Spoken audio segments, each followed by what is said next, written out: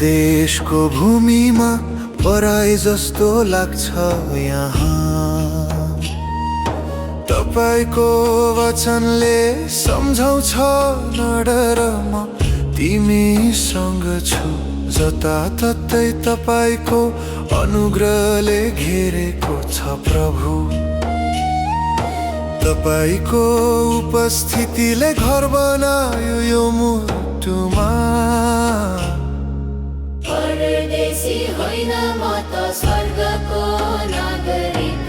परदेशी होइन म त स्वर्गको नागरिक। तपाईको प्रतिज्ञामा म अडिएको छु।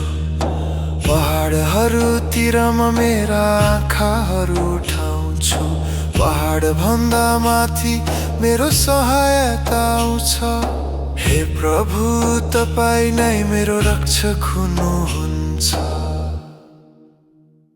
यो परिचित बाटोमा हिँड्दैछु म एक्लै, तर हरेक पाइलामा तपाईको छाया छ।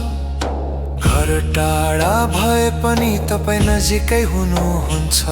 मेरा आँसुहरू तपाईको हातमा सुकेको छ। परदेशी होइन म त स्वर्गको नागरिक। परदेशी होइन म त स्वर्गको नागरिक। रात नजिकिँदा तारा हेर्छु, त्यो पनि तपाईको सृष्टि हो प्रभु।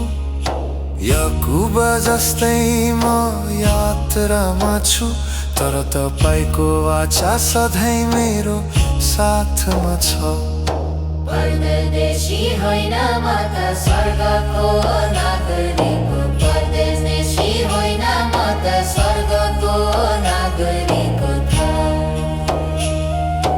अजनबी भाषामा बोल्दा पनि तपाईँ बुझ्नुहुन्छ। थाकेका आँसुहरू पनि तपाईँले हेर्नुहुन्छ।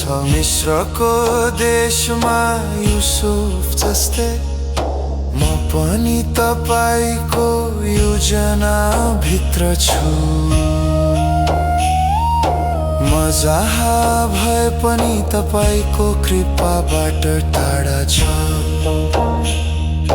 परदेशी होइन म त स्वर्गको नागरिक। परदेशी होइन म त स्वर्गको नागरिक। म तिमीलाई कहिले छोड्दिन। यी वचनहरूले दिन्छन् बल माया। तपाईको सागर जस्तै गहिरो छ परदेशमा पनि तपाईको शान्ति मेरो घर हो। जब फर्किन्छु म तपाईको घरमा, त्यो अनन्त न्यानो अङ्गालुमा, जहाँ कुनै आँसु र पीडा छन्, तपाईँ नै प्रभु सधैँ मेरो साथमा। परदेशी होइन म त स्वर्ग